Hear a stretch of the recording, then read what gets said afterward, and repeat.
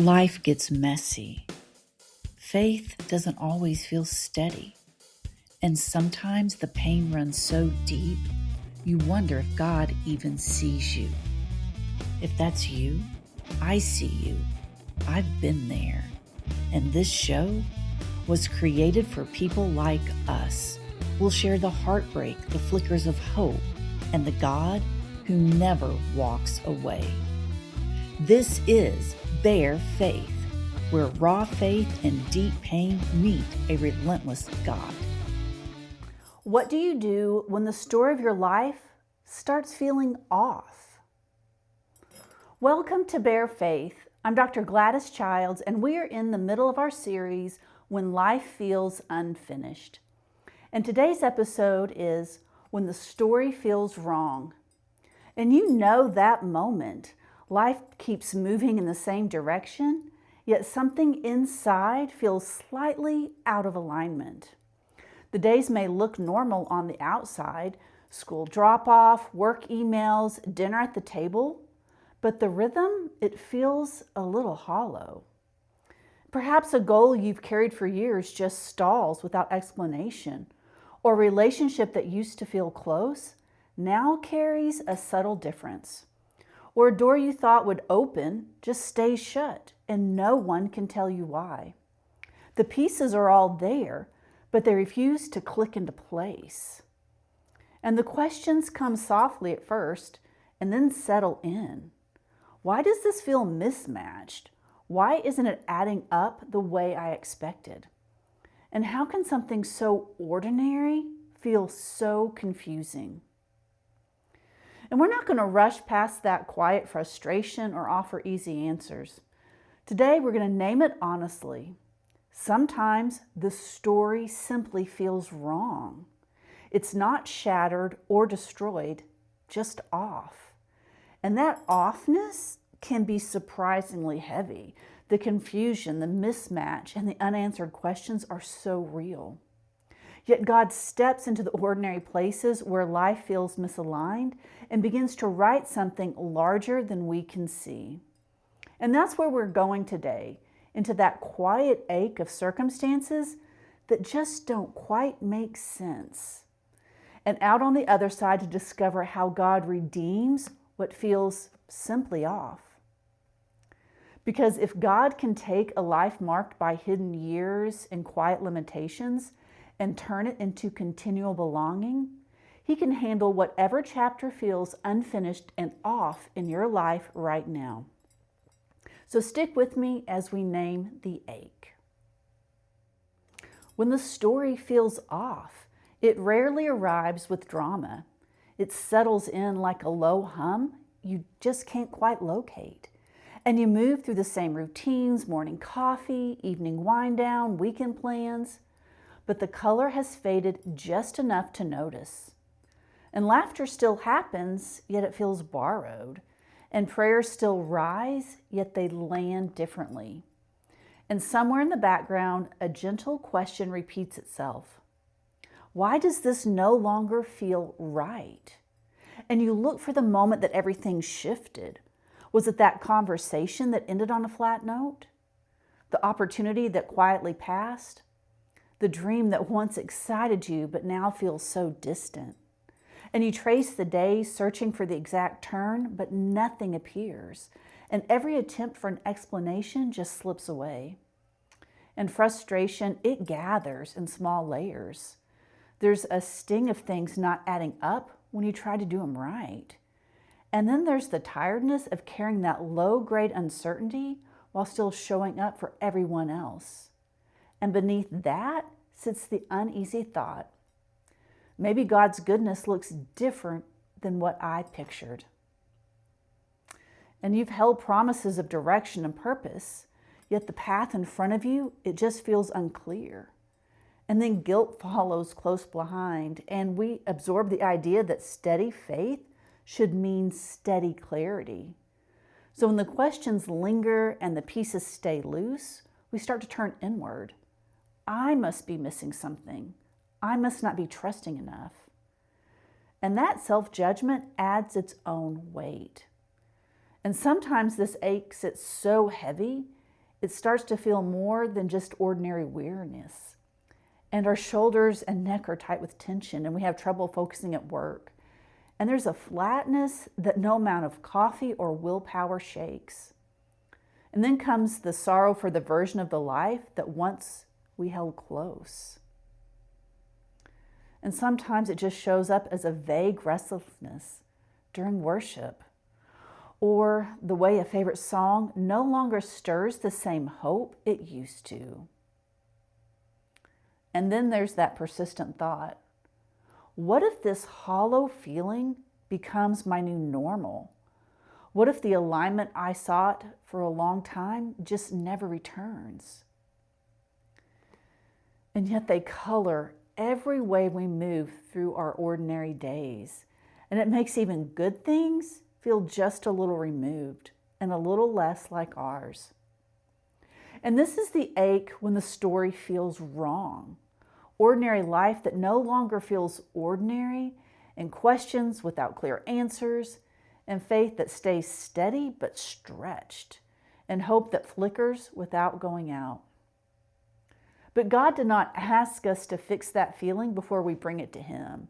He invites us to lay it down exactly as it is, unresolved and messy. Because the God who redeems the confusing is present in the off seasons too. And He sees the full picture even when ours stays blurry. And He's not threatened by our confusion. He draws near to it. So now let's take a moment to look at a real life story and see how God met a person that felt like life was just off kilter.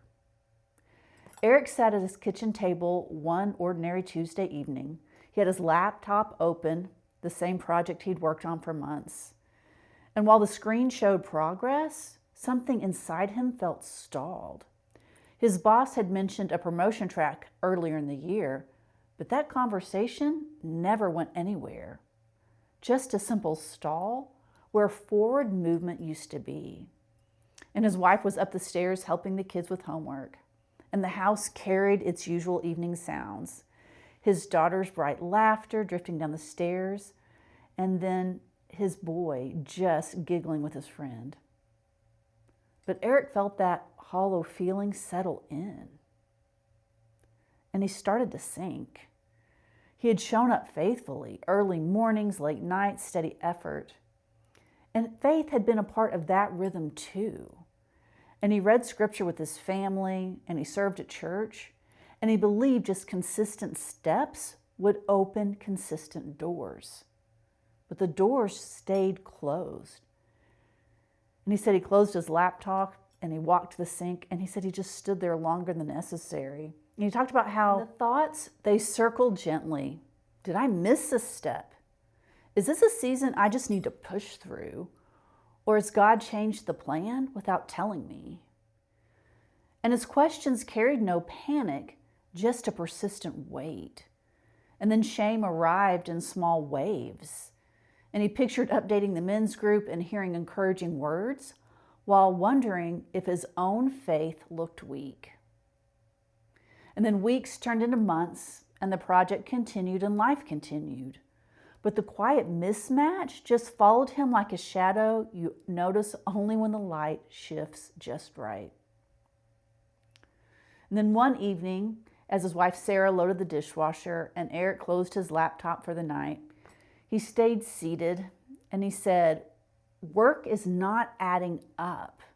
I keep showing up, but the momentum, it's gone. And I just can't figure out why." And she paused and wiped her hands and looked over, and she said, "I see that too." And Eric nodded. And he said, "I'm done faking like it's fine, but I'm not quitting on the bigger picture, on God, on us. I'm staying in it." And she gave him a small nod and said, "Good, just do one day at a time." And no overnight change came. No promotion landed in his inbox. But getting it out to his wife and removing the filters lifted enough weight that he could keep pressing forward without the constant need for answers first. And looking back, Eric said he saw God's hand in the slower pace he never would have chosen. He found extra time at home, let him coach his son's team, and listen to his daughter process her own questions.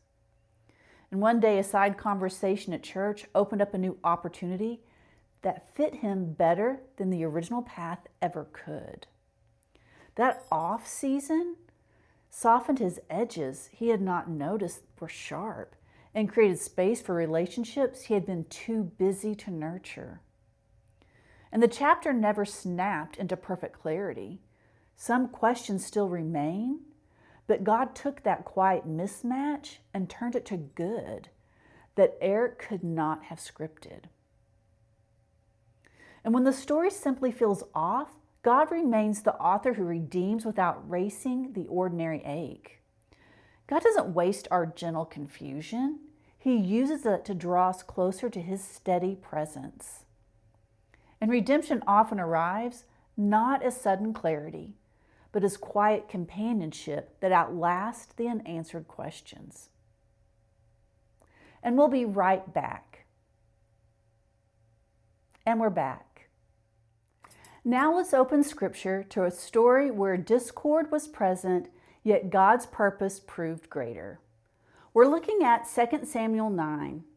David sits secure on his throne, and years have passed since Saul's death, since the battles, and since the promises made in hidden places. And one day he remembers Jonathan, and he asks, "Is there still anyone left of the house of Saul, that I may show him kindness for Jonathan's sake?" And a servant answers, "Jonathan had a son, Mephibosheth, and he lives in Lodabar in the house of Machir, and he is lame in both feet." And David sends messengers, and they bring him to Jerusalem. And he falls on his face before the king, and he says, "Behold your servant." And David says, "Do not fear.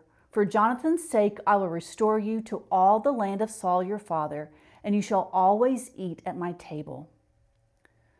Mephibosheth bows, and he says, "What is your servant that you should show regard for a dead dog such as I?" And David repeats the promise and instructs Ziba to work the land so Mephibosheth can live from it. And from that day, Mephibosheth dwells in Jerusalem and eats at the king's table continually as one of the king's own sons. Twice the text reminds us that he was lame in both feet. Mephibosheth's story carries no single villain plotting against him. In 2 Samuel 9, the offness is structural. It's not moral. He didn't sin his way into his situation. He fell as a child, and his grandfather's house collapsed. And he was tied to a dynasty that could make him look like a political threat. And his life looks misaligned from the outside, yet David calls him by name and seats him at the king's table continually. And that repeated line that he was lame, it holds tension. The limitation remains, but so does the belonging. And we know these seasons as well, the turns that just leave us limping, the places that feel like Lodabar, dry and forgotten, and the fear that God has passed us by or that the ache we have disqualifies us from favor. But this passage, it answers differently. God does not require our mobility or our merit to draw near. He sees us in the hidden, and he restores what is lost, and he makes a place for us at his table continually. Belonging comes before perfection, and we sit with that tension. The story may still feel wrong in parts, yet grace pursues us. The King has already called our name, and God does not wait for our strength to return before he seats us at his table. God's kindness reaches the lame and the exiled, turning permanent limitations into permanent places of honor. And if this is true, then it should change how we live before anything changes around us. Our limp may still be there, and that chapter may feel misaligned. But if belonging comes before perfection, we don't have to wait for clarity to become secure. We can live from the seat that the King has already given to us. So with that truth, let's carry it into everyday life. Here are 3 ways to live it. Practical, honest steps that honor the tension without rushing past it. Option 1, name the ache. When life feels wrong, we instinctively search for reasons and lessons to relieve our discomfort. We replay moments, question decisions, and ask God for clarity, hoping that answers will steady us. But clarity often comes slowly and sometimes only in fragments. Instead, allow yourself to honestly name what hurts. This feels wrong, it hurts, and I just don't understand. And whether pain comes from circumstances, regret, or both, God meets us in raw confession, not in perfect explanations. The Psalms are filled with unfiltered cries. So speak honestly to God, write it out, or confide in a trusted friend. Naming your pain without forcing it into meaning relieves the pressure to solve what cannot be solved. God is present in your unedited ache. Option 2, notice the pursuit. Mephibosheth didn't seek out David. David sought out him. Covenant kindness moves first. And when life feels off, we think we must earn our way back into favor. But Scripture shows a king who pursues us. And when we feel like something is missing, grace is there. And maybe it shows up in a Bible verse or a small provision or encouragement that comes just when needed. Those moments don't answer every question, but they show God's pursuit. And if it's helpful, just write them down, not as forced gratitude, but as a witness, so you can see how God is active all along in writing your story. Option 3, take your seat. Mephibosheth's disability is emphasized, yet so is his invitation. He ate at the king's table as he was, before the healing, before change. And we often think we must get stronger before we belong, but our place is secured by God's promise, not our ability. Come as you are, even if you're weak or uncertain.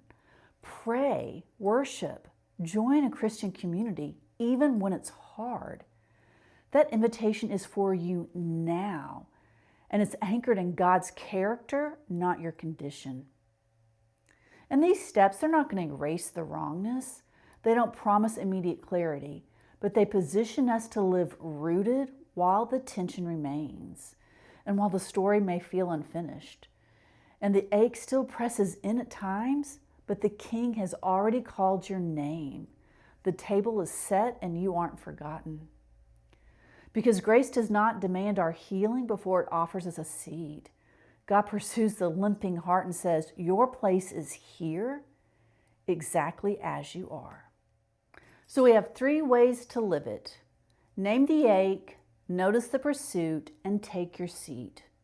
Choose the one that meets you where you are and work on it this week. We'll be right back. And we're back. Let us close with the one who makes all this possible. We've named the ache honestly. We've seen how God pursues the hidden and seats the lame at his table. And we've considered practical ways to carry that truth into our days. And now we come to the heart of it all. Jesus knows what it feels like when the story feels off. Think of the disciples on the road to Emmaus. Their story had not unfolded the way they expected. They'd hoped for something different, and the events of the past days just left them disappointed and uncertain. And confusion hung in their words. And they said, we had hoped. And then Jesus comes beside them.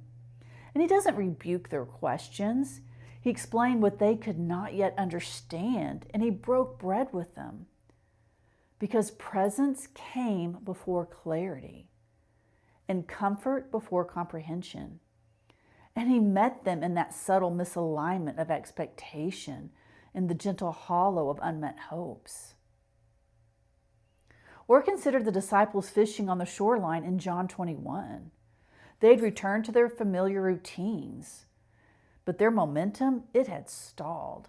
And their sense of purpose, it just felt blurred. And night after night, they cast their nets, catching nothing.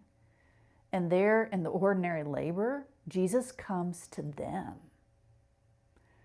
And he cooks breakfast, and he calls their names, and he restores their purpose through quiet companionship. The story hadn't snapped into place, yet Jesus' presence invited them back into the belonging. Then there's Thomas. The others had seen the risen Christ, but he had not. The story had advanced without him, and doubt just shadowed him. And then Jesus comes directly to him. No rebuke or lecture, just invitation. He said, "Do not be faithless, but believing." Thomas didn't have to pretend he had it all figured out. Jesus meets him where he is in the uncertainty and calls him forward into trust and belonging. And in each of these moments, the story is off, it's misaligned, it's stalled, confusing. And in each, Jesus draws near first. He walks beside the disappointment, stagnation, and private doubt before the resolution comes. Presence precedes clarity, and belonging precedes answers. And this is why we can trust him in our own unfinished chapters. And the writer of Hebrews reminds us, "For we do not have a high priest who is unable to sympathize with our weaknesses." Jesus understands that subtle hollowness, the quiet mismatch, the low-grade ache that just persists in ordinary days. And he walks with us through off seasons, the same way he walked with the disciples and Thomas. So when we sit in our own places that seem askew or hidden or drifting or unsure, Christ is near. He calls our name. He invites us to the table he has already prepared. Belonging comes first and clarity comes later. Presence comes now. And the story may still feel unfinished, and the subtle misalignment may linger, and the chapter, it may read differently than expected. But Christ is with us in it, and his presence turns misalignment into a table of belonging. If you enjoyed today's episode, I want to invite you into something deeper. My new devotional, Chasing Emptiness, Finding Fullness, is available. In over 45 days, it walks you through scripture, reflection, and journaling, creating space to sit with God in what's unfinished and to let him meet you there. It's available on Amazon, or you can scan the QR code and it will take you straight to the link where you can grab your copy today. Thank you so much for joining me today, and I hope you come back next week as we continue our series, When Life Feels Unfinished.